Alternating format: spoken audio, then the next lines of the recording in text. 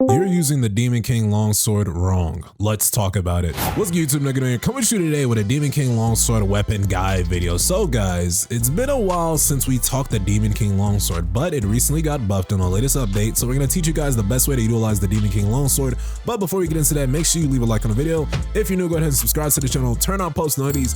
Now let's talk the Demon King Longsword, which is one of my favorite weapons, honestly, because it's honestly one of the only original manual weapons. Of course, we have other ones like the Orb of Avarice, Barca's daggers, and stuff like that. But guys, it doesn't get better than the source material sometimes. And as far as the Demon King Longsword, this longsword is the soul of a thunder spirit trapped inside. It can devour out the soul of the person it serves, slowly using them as a nourishment to power its abilities. Crazy work on there. But guys, as far as the advancements and skills, let's talk about that right now. As far as the basic attack, it's very, very simple and easy. Jinu's gonna one-arm swing that longsword on the enemy, and it's very, very cool. That's what the core attack looks like. Now, as far as the weapon skill, which is called Lightning, Jinu holds out the sword in front of him to counter the enemy's attack and then slashes the enemy down with the power of lightning. This is a counter-attackable skill. Think the skill Reap when I say it's counter-attackable, so you get more benefit from using this skill strategically. And we're going to teach you guys how to use that as well. But let's talk the details and advancements. At advancement 0, when lightning is used, it applies a shield effect and the user performs a counterattack. A stun effect and Storm of White Flames effect is also applied upon a successful counterattack. The shield is going to be created up to 50% of the user's max HP. It's going to stun them for 3 seconds. And then as far as the Storm of White Flames effect, this will increase Jinu's attack by 12% and then create lightning that deals damage equal to 200% of the user's attack in nearby areas every 0.75 seconds for 10 seconds, which is honestly an insane weapon skill. I can't lie, that's a pretty long advancement 0 skill. You can kind of see how it works, guys.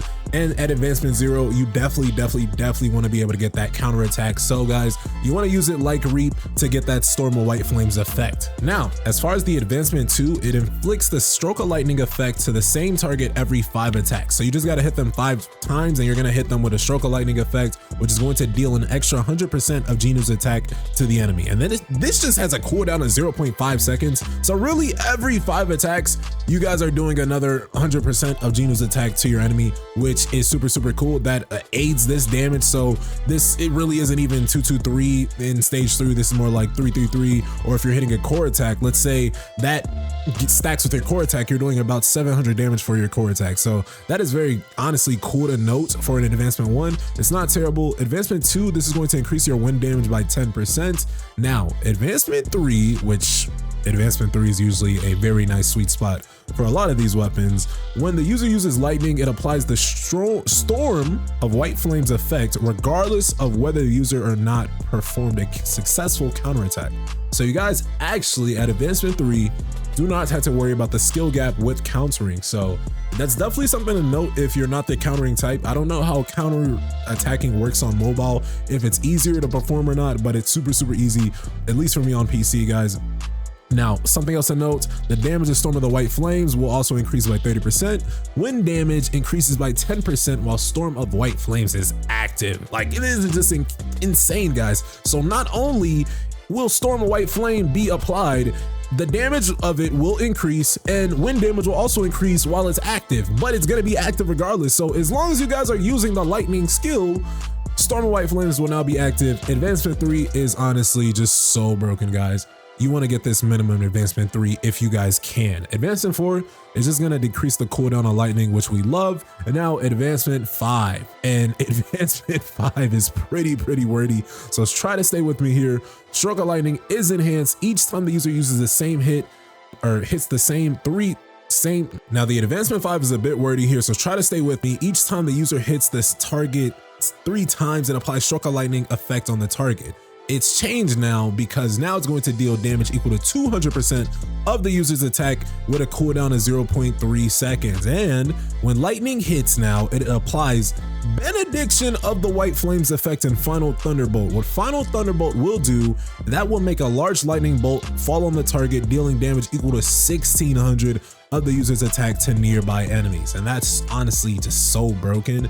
Benediction of the White Flames, this will grant Genu a shield up to 10% of his max HP, and then when he is hit, it applies the stun effect for 2 seconds to any target, and this will activate only once per dungeon. But guys, that's like a cool protective skill. So let's say I'm not getting hit relatively any of the match, but the enemy catches me slipping one time, he's now gonna get stunned. So it's like a one-time protectant, I guess you can kind of call it. But guys, as far as testing and as far as trying to get in your mind, when should I counterattack, right? I think that's the biggest thing, when to counterattack. If you don't know how to properly counterattack, guys, anytime you would extreme evade, just counterattack, guys. It's honestly, it doesn't get super simple, guys. You just want to use the weapon skill when you would dash, when you would extreme evade to get your shadow step. So guys, instinctively, you know, you're gonna probably press that space, that shift, whatever your dash button is, but just keep in note, now I can just hit my weapon skill. So